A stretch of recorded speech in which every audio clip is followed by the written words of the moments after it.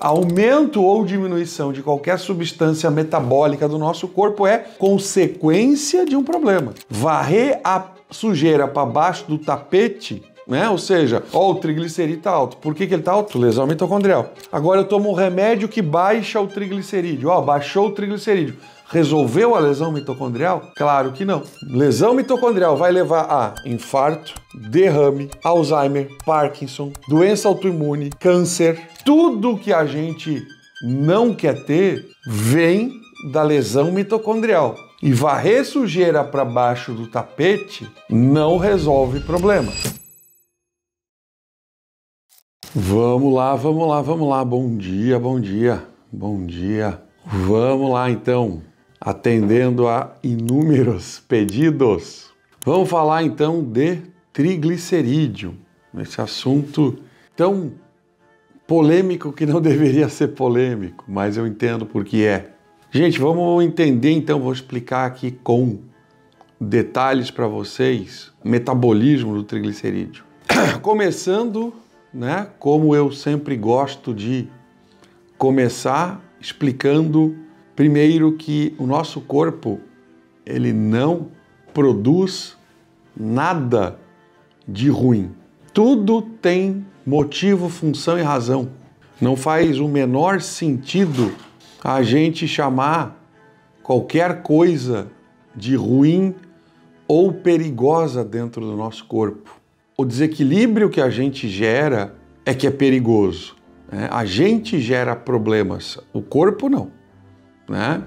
Então não existe colesterol ruim, não existe triglicerídeo ruim, sei que não se chama assim, mas triglicerídeo não é uma coisa ruim. A função do triglicerídeo, na verdade, é energética, né? E única e exclusivamente energética, com várias funções ao mesmo tempo. Como eu sempre falo também, o nosso corpo não produz uma coisa para uma finalidade só. Apesar do triglicerídeo ser energético, ele tem vários caminhos e utilidades dentro da função energética do nosso corpo. Em primeiro lugar, entender que o triglicerídeo, ele é carreado, ele é levado de um lado para o outro pelo LDL, o assim chamado colesterol ruim. Por isso ele é confundido com uma fração, né, de colesterol, quer dizer, nomes, na minha opinião, burros e bobos, tá? Mas ele entra nessa jogada aí da história do colesterol, que na verdade está toda errada, né? Eu já expliquei, mas eu sou obrigado a reexplicar para entender triglicerídeo. Colesterol é uma molécula lipossolúvel, é uma molécula que ela se liga à gordura, lipossolúvel, solúvel em gordura, e tudo que é lipossolúvel no nosso corpo tem que ser transportado por uma proteína específica, e uma das proteínas de transporte do nosso corpo é o LDL e o HDL, assim como a gente também tem o SHBG. SHBG é uma proteína de transporte de hormônios sexuais principalmente, mas não somente. Os hormônios sexuais são lipossolúveis, então eles não andam livres na corrente sanguínea. E a mesma coisa acontece aí com vitaminas. Vitaminas, boa parte delas são lipossolúveis e elas andam dentro do nosso corpo, dentro do LDL, que erradamente é chamado de colesterol e mais erradamente ainda de ruim, né? LDL não é colesterol, é uma lipoproteína de baixa densidade que transporta colesterol, entre outras coisas. Entre outras coisas, quais coisas são essas? Triglicerídeos, vitamina A, D, E, K e K2 e ainda outras substâncias, tá? Então a gente tem realmente uma grande função para o LDL. O LDL é um transportador além também de ser, já falei aqui, uma molécula da defesa imunológica primária do nosso corpo. O LDL oxidado tem a função de marcar áreas inflamatórias ou substâncias estranhas, como vírus e bactérias, para o nosso corpo conseguir limpar a região. Então o LDL tem função dupla, transporte e defesa, né? E jamais tem a função de fazer mal para o corpo humano, né? E aí, voltando ao triglicerídeo, o LDL é um transportador de triglicerídeo. O triglicerídeo vai para dentro das células, né? A partir de uma enzima chamada carnitina palmitoil transferase 1 e 2. E essa enzima, CPT para a gente simplificar, é a enzima que transporta qualquer tipo de gordura para ser metabolizada em energia, qualquer tipo de gordura saturada. Aí só entra gordura saturada. Então, vamos dizer abacate, né, que é muito famoso por ser gordura e por ser bom, ele não é usado como gordura energética para o nosso corpo. Então, ele não tem função de energia para o nosso corpo. Por quê? Porque é uma gordura vegetal. O nosso corpo só consegue usar como energia gorduras saturadas. A única gordura vegetal saturada que tem é do óleo do coco, tá? Fora isso, toda a gordura animal é saturada. E ela é usada, né, diretamente como forma de gordura ou como forma de triglicerídeo, que é uma gordura, vamos dizer, menor, para entrar dentro da célula pela CPT1, essa enzima, entra dentro da mitocôndria, na verdade, perdão, ela entra dentro da mitocôndria pela CPT1 e ela vai se transformar em energia, né? Produção de energia que vem do triglicerídeo é uma energia de alta qualidade, por ser facilmente beta-oxidado, é uma energia rápida, e por isso que a gente tem triglicerídeo no sangue, porque é muito mais fácil ter proteínas de transporte com substâncias lipossolúveis que se transformam em qualidade de energia, energia de qualidade, energia de boa qualidade. Então, por que triglicerídeo alto é perigoso? Não, triglicerídeo alto não é perigoso. Triglicerídeo alto sinaliza um metabolismo doente. E o metabolismo doente é perigoso. Então, triglicerídeo alto é um sinal de que o teu metabolismo não está bom, que a mitocôndria está doente. Então, mitocôndria doente, sim, é a base de toda doença crônico-degenerativa que a gente não quer ter. Então, ter triglicerídeo alto é um problema, é uma consequência de um problema. Qual é o problema? Se a mitocôndria, que é o motor do nosso carro, para formar energia, usa triglicerídeo, se o triglicerídeo não está sendo usado, ele sobra, porque a mitocôndria parou de usá-lo. Entenderam? Então, triglicerídeo alto não faz mal nenhum. Ele não faz mal nenhum. Triglicerídeo não mata ninguém. Triglicerídeo não é um vírus, não é uma bactéria, não tem arco, flecha, revólver, canhão. Triglicerídeo não faz nada de ruim pra gente, tá? Triglicerídeo alto é consequência de lesão mitocondrial. Triglicerídeo baixo, ou seja, triglicerídeo abaixo de 70, 60, abaixo de, sinaliza que o motor está gastando demais. É muito fácil. A gente tem que pensar a mitocôndria como um motor de carro. O nível do combustível está alto, não baixa. O motor está desligado ou fundido ou falhando porque não está gastando gasolina. Ah não, a gasolina está sempre baixa, não dá conta. Esse motor está gastando demais. Esse motor está sobrecarregado. Então, sobrecarga de mitocôndria, sobrecarga, ou seja, exigir demais dela, metabolismo que exige demais da mitocôndria, vai fazer o triglicerídeo ficar baixo. Tá? Triglicerídeo baixo é também um sinal. Tudo no corpo humano, baixo ou alto, é sinal de problema. Sinal de problema, sim. Não é problema. Não existe doença de triglicerídeo alto. Não existe doença de colesterol alto. Não existe essa doença. Essa é uma doença, essas são doenças inventadas pela indústria farmacêutica. Nada mais, nada menos do que isso. Né? Não é doença. Aumento ou diminuição de qualquer substância metabólica do nosso corpo é consequência de um problema.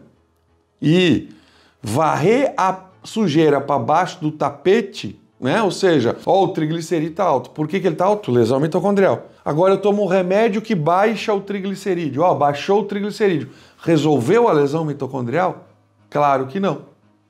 Então, lesão mitocondrial vai levar a infarto, derrame, Alzheimer, Parkinson, doença autoimune, câncer. Tudo que a gente não quer ter vem da lesão mitocondrial. E varrer sujeira para baixo do tapete não resolve problema. Sem dúvida. Fisiologicamente impossível dizer que isso resolve problema. Né? Eu tenho um carro que o motor não funciona, já sei, eu vou resolver o problema, vou tirar a gasolina do motor. Realmente, o ponteirinho da gasolina baixou. O carro está andando? Não, não está. Né? Então a gente precisa entender que o que faz lesão mitocondrial é glicose entrando. Quando a gente tem uma sobrecarga de glicose entrando, primeira coisa que o corpo faz é bloquear a CPT1, que é a enzima que faz o nosso corpo usar gordura como energia. Por quê? Porque no excesso de glicose, o nosso corpo, como tem mais facilidade de metabolizar a glicose, e facilidade não é qualidade, aliás, na vida, pode ver, tudo que é mais fácil geralmente é pior, né? Tudo que é melhor geralmente é mais difícil. E isso serve para a mitocôndria também. A glicose ela é fácil de metabolizar, por quê? Porque a gente ingeria a glicose quando estava sem caçar, sem capacidade de caça, morrendo da fome, e aí achava lá uma frutinha ou uma raizinha que tinha aí, né, glicose, e aí tinha que ser rápido de usar porque era vida ou morte. Mas quando entra a glicose na mitocôndria, ela bloqueia, né, existe uma coenzima energética chamado acetilcoenzima A, mas a acetilcoenzima A derivada da glicose bloqueia essa outra enzima CPT1, que é quem faz a gente usar gordura como energia. Ou seja, quem come glicose não usa gordura como energia. Quem come glicose, o gordo que tá vai ficar. Ou mais. Menos não. Né? Por quê? Porque a via de utilização de gordura está bloqueada. Então é muito difícil a gente metabolizar gordura quem está comendo carboidrato. Ou seja, essa pessoa vai ter que ter uma dieta extremamente hipocalórica e ainda assim vai ter dificuldade de emagrecer, porque a via da beta-oxidação via gordura, ácido graxo, está bloqueada. Ponto final. Então, toma a estatina aqui, a Lourdes. Toma a estatina, a atorvastatina é uma estatina. Temos várias, Ruso, Artor e assim vai, simvastatina, né? Temos uma categoria grande de estatinas. Não há indicação de prevenção primária de doença do coração por estatina. O que eu quero dizer com isso? Se a pessoa não tem uma doença do coração, não tem indicação em nenhum valor de colesterol de usar a estatina como prevenção. Nenhuma. Isso é um dado oficial que está em consenso de cardiologia, mas que não é respeitado porque todo mundo morre de medo de infartar. E aí eu repito, o erro é errado e ponto final. Na verdade, a estatina é um grande causador de lesão muscular. Toda estatina, em qualquer dose, causa lesão muscular, né? E essa lesão muscular é substituição de fibras de músculo por fibras gordurosas, tá? E inúteis, ou seja, a pessoa ganha uma massa muscular mole e inútil, né? A partir do momento que começa a tomar estatina, alguns com mais velocidade, podendo até alterar exames que medem lesão muscular, e mesmo que não há alteração da CPK, que é o exame que mede a alteração muscular, isso também está comprovado cientificamente, mesmo quando não há alteração da CPK, há lesão muscular e também há lesão mitocondrial, porque a mitocôndria começa a ter sobrecarga energética por via glicolítica, por falta de gordura para metabolizar, e a gente começa a ter a maior incidência de diabetes e várias outras doenças, inclusive demência, né? Então, realmente, é muito lamentável alguém estar tomando estatina sem ter um evento, uma alteração, uma doença cardiovascular, tá? Triglicerídeo 32 é baixo e triglicerídeo 32 tem que ser avaliado, tem que ver o que fez a pessoa queimar tanto triglicerídeo. Ela está em sobrecarga mitocondrial, né? Sem dúvida nenhuma, é muito baixo, tá? Em relação ao triglicerídeo, o consumo de carboaçúcar é a inflamação? Sim, é a inflamação. É isso aí. Triglicerídeo 76 está dentro, não quer dizer nem bom nem ruim, tá? Porque os valores bons de alguma coisa podem estar sendo compensados por outros problemas. Então não se iludam com números, né? Todo mundo quer que eu diga se o seu número tá bom. Não sei. Se tá muito alto, tá ruim. Se tá muito baixo, tá ruim. Se tá no meio, não sei.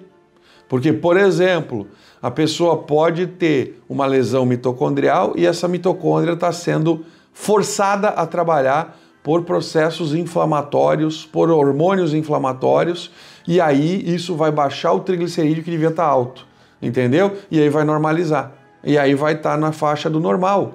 E aí significa o quê? Nada, tá? Cuidado com números. Cuidado, cuidado, cuidado, cuidado, cuidado. Como aumentar triglicerídeo? Indo no médico. Você está com sobrecarga mitocondrial e aí o buraco é mais embaixo, como eu falei, né? Marca a consulta comigo. Jejum ajuda a recuperar a mitocôndria? Com certeza absoluta. Triglicerídeo 155, ruim, né? Triglicerídeo acima de 100 começa a ficar ruim, ou seja, uma pessoa saudável tem em torno de 80, e repito, esse 80 pode ser ruim também, né?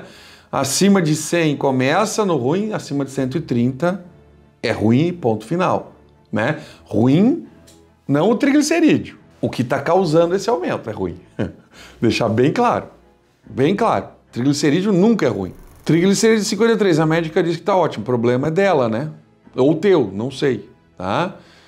Ou seja, cada um fala o que quiser. Agora, os fatos são esses que eu passei para vocês, tá? Triglicerídeo para médico, o que a gente aprende é que o triglicerídeo é um fator ligado ao colesterol. Então, triglicerídeo estando abaixo de 130 na cartilha tradicional médica, tá tudo certo, abaixo de 130, né? Ou seja, nesse bolo aí do que é considerado bom, ótimo, pode ter uma lesão mitocondrial, uma sobrecarga mitocondrial e também pode ter uma saúde mitocondrial, ou seja, não sei, né? Tem muito mais coisa para avaliar do que triglicerídeo para entender da onde vem o problema mitocondrial. Tá? Então é muito importante vocês entenderem que só um médico que entende profundamente fisiologia vai saber diagnosticar qual é o tipo de lesão mitocondrial que tu tem e de onde é que ela vem. E digo mais, com análise de cada caso, sintomas que a pessoa está sentindo, exames envolvidos em saúde mitocondrial, exames de depósito de minerais e metais pesados e vitaminas, né? Isso tudo junto com a consulta médica. Quem já se consultou comigo sabe, geralmente tem uma conversa muito longa sobre sintomas e a partir daí, junto com os exames, eu vou dar o diagnóstico da onde está o problema mitocondrial, começar a tratar e aí o triglicerídeo vai baixar ou subir, né? Ficar saudável. É isso que é o nosso objetivo. Quem não está digerindo bem, para quem não está digerindo bem, procura o médico. Tem que digerir bem, sem dúvida nenhuma. Quem não está digerindo bem, não está digerindo bem porque tem lesão mitocondrial. Não está digerindo bem porque foi um comedor de carboidrato intenso, extenso por muito tempo. E isso faz a lesão de produção de mitocôndria de ácido clorídrico, diminui a produção de ácido clorídrico e a pessoa não digere mais proteínas e gorduras, porque a gente precisa de um pH superácido no estômago, o que todo ser humano deveria ter e não tem porque se estragou, né? E isso é recuperável com um tratamento médico. Quem tem colesterol alto de genética de família pode comer carne gorda? Com certeza absoluta. Colesterol alto não causa doença aterosclerótica. Repito, se causasse colesterol alto, se causasse doença aterosclerótica, entupimento das artérias, na natureza, nas cavernas, todo homem ia morrer de infarto, né? Tá? Não é colesterol alto que causa isso, é inflamação que causa isso. Tá?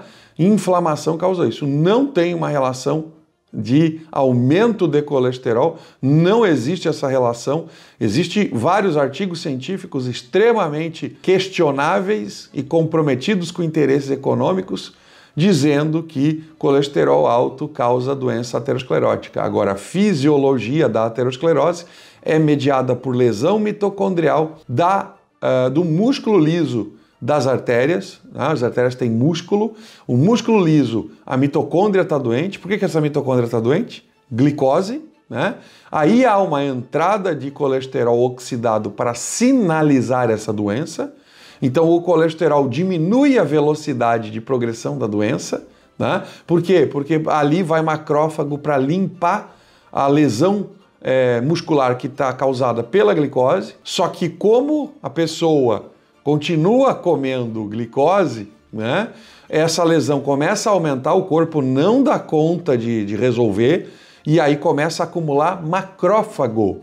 Macrófago que é a célula de defesa, célula branca, o leucócito macrófago, né? A célula branca de defesa vai se acumulando porque ele é grande e vai causando uma placa, né, de acúmulo de lipídio. Por quê? Porque, na verdade, o lipídio, que é o que está dentro do colesterol, fica dentro do macrófago que foi lá comer a lesão, e aí, por isso, é uma placa lipídica, né?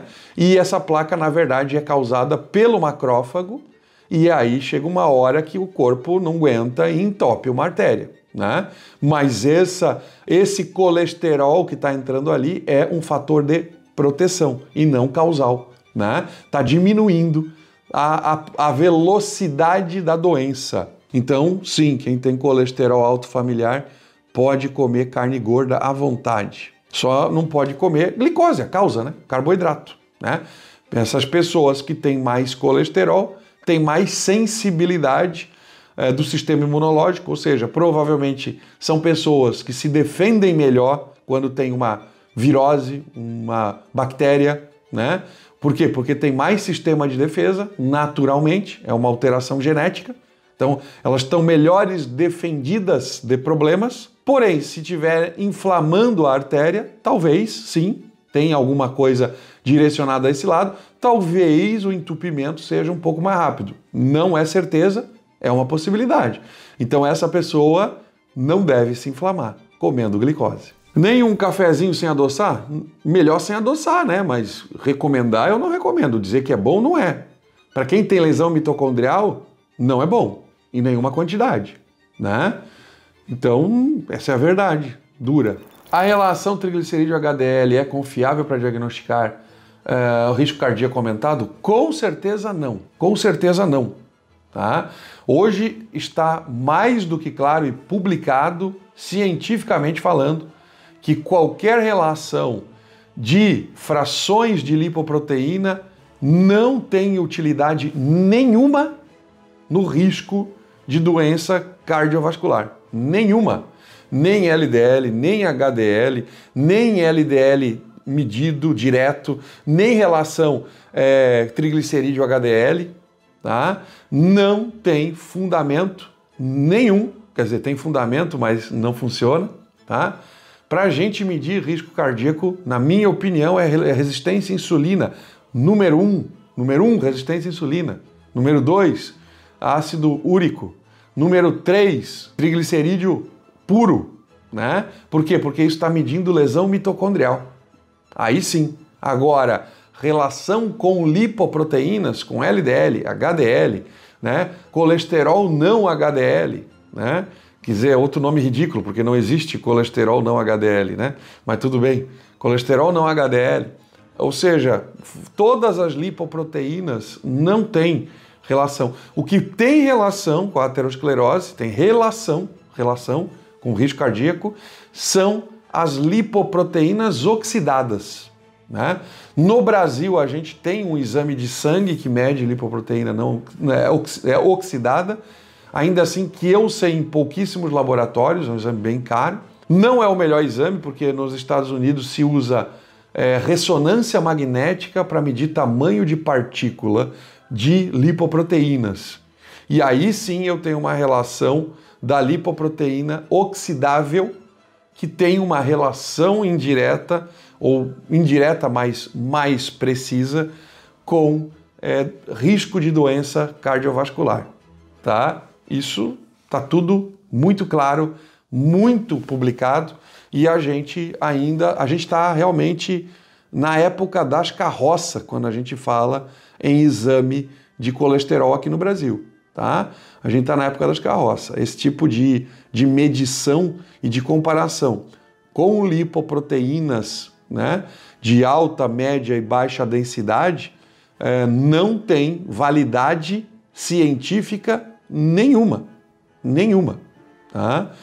Então, realmente, para mim não serve, tá? Então, se eu for medir alguma coisa para entender nível de oxidação de LDL, aí eu vou medir ApoA1, ApoB, né, que me ajuda um pouco mais, tá? São apolipoproteínas que estão mais ligadas às lipoproteínas oxidáveis, tá? Tem uma relação melhor, né? É um exame mais barato.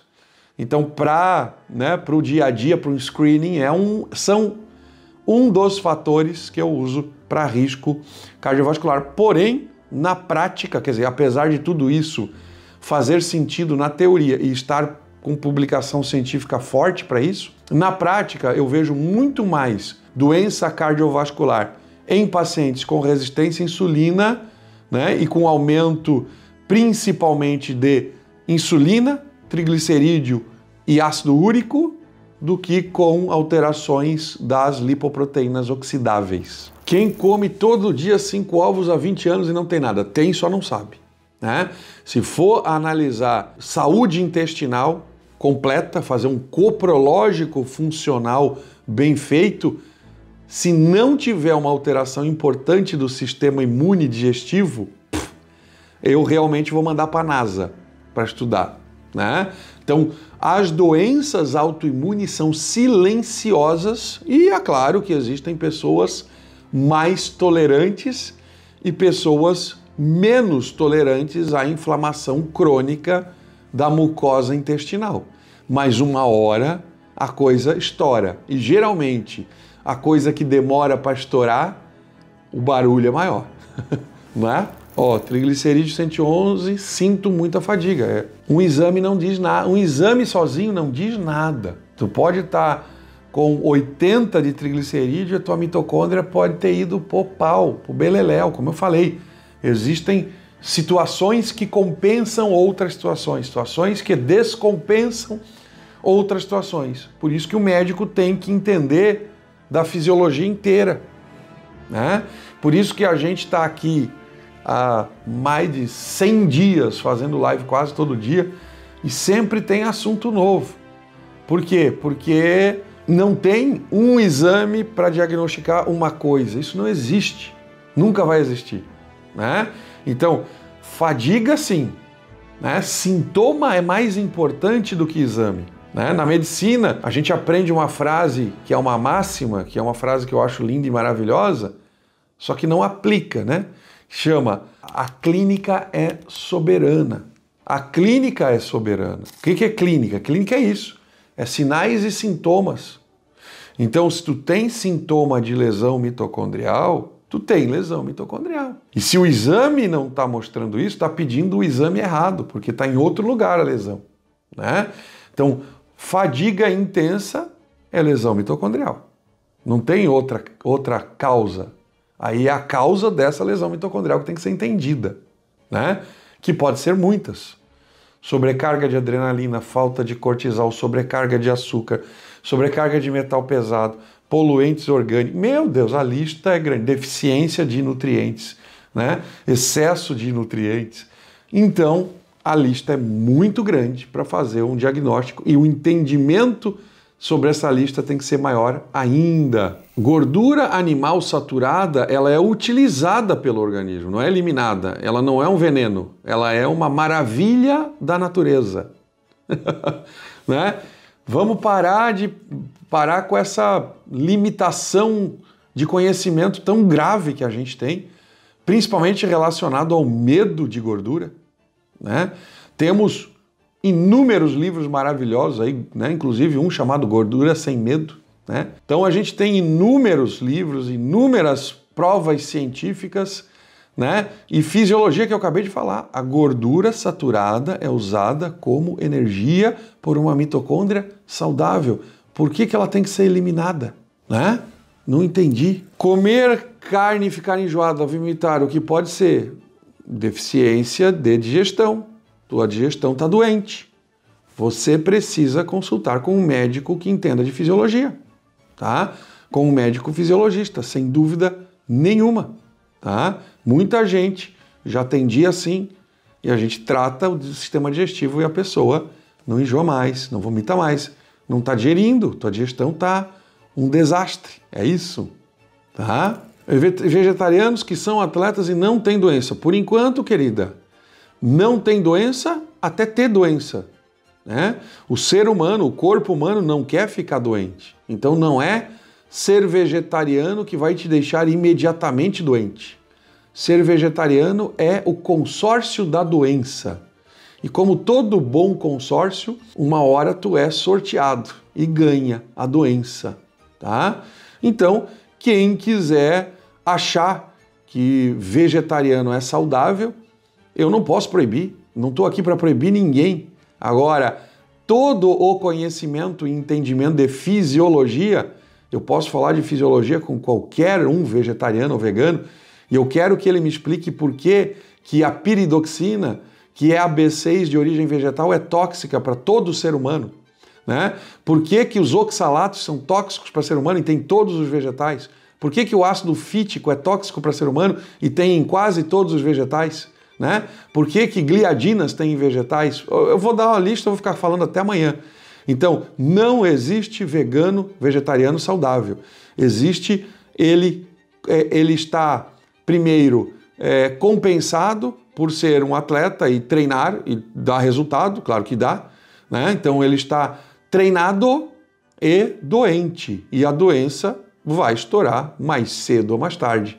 Não tem erro, não tem nenhum erro, né? Grande parte aí hoje a gente tem aí de pessoas aí blogueiras, né? Principalmente nos Estados Unidos, onde a febre vegetariana é mais antiga, que são ex-veganos e ex-vegetarianos explicando e trazendo à luz aí para as pessoas, tentando dizer assim, ó, não façam essa besteira, achar que isso é saudável, né? E repito, quem quiser ser vegano, vegetariano por opção, eu respeito, porque eu falei isso ontem, vou repetir, né? Ser vegano, vegetariano por opção só vai fazer mal para a própria pessoa, não para os outros, né? Então, se quer fazer mal para si, é uma decisão individual. Se acredita que aquilo vai fazer bem, né? Steve Jobs acreditava nisso e por isso morreu de câncer hepático, né? Então, a gente tem inúmeras provas, inúmeras pessoas que com dieta vegana, vegetariana ficaram doentes, né?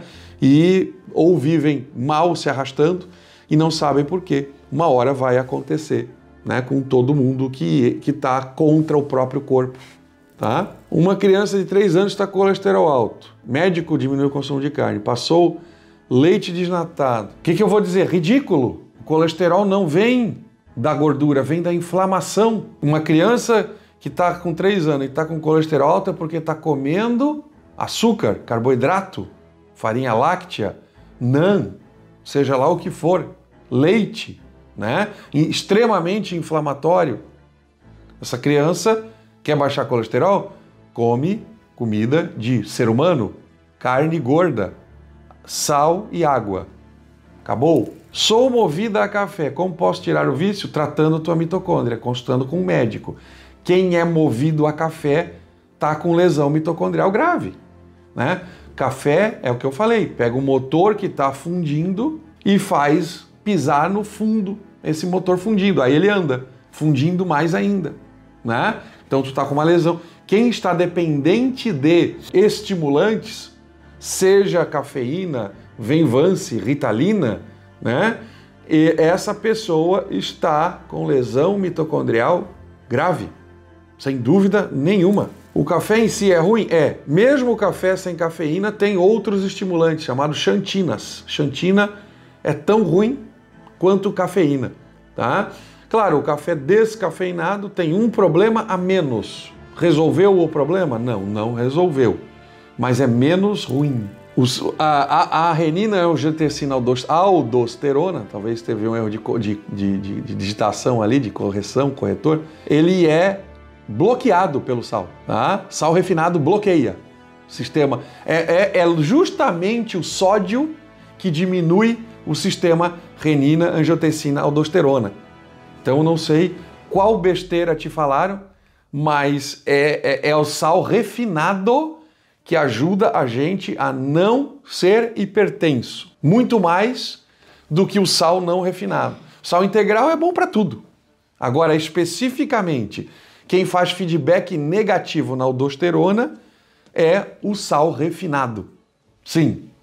Tá? Então, esse bando de blogueirinho meia boca que fica falando e tem interesse econômico de vender sal X, Y ou Z, e aí fica dizendo que o sal normal é ruim para a saúde, eu realmente não tenho paciência para essa baboseira, não.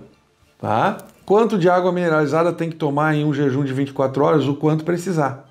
É água. A água se toma de acordo com a sede. Em torno de 2 a 3 litros de água por dia por ser humano. Colesterol não é produzido pelo fígado. HDL, LDL, sim. Tá?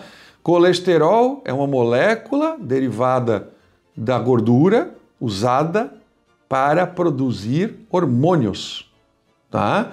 E de acordo com a necessidade de produção hormonal, a gente vai produzir mais HDL para transportar para as células produzirem hormônio, e a necessidade de reciclar esse colesterol vai produzir HDL para reciclar esse hormônio. Porém, o HDL e o LDL podem ser disfuncionais, né? E quando são disfuncionais, precisam de quantidades maiores, por exemplo, independente do tamanho, da quantidade de colesterol que a gente tem. Por isso que medir colesterol não serve para nada, né? Repito, tá? Isso é fisiologia, isso é entender para que a molécula serve. Morango todo dia, tudo todo dia, gente. Ó, alguém, né, a Deise ali ouviu falando que morango todo dia também não é bom. Na verdade, é um exemplo. É que nos Estados Unidos, o pessoal come morango todo dia no café da manhã, é um hábito, né? Quem for lá no restaurante, no hotel que tem café da manhã, no lugar de café da manhã, é assim, ó, igual para todo dia. Ovo, bacon, salsicha, como é que é o nome lá? Waffles, calda de açúcar e morango e frutas vermelhas. Todo dia. Isso é um hábito americano. Então, lá nos Estados Unidos, um dos alimentos que mais gera sensibilidade alimentar, anticorpo alimentar, é o morango. Ovo e morango. Por quê? Porque todo alimento todo dia vai gerar autoimunidade, com exceção da carne vermelha. Quer dizer, é possível?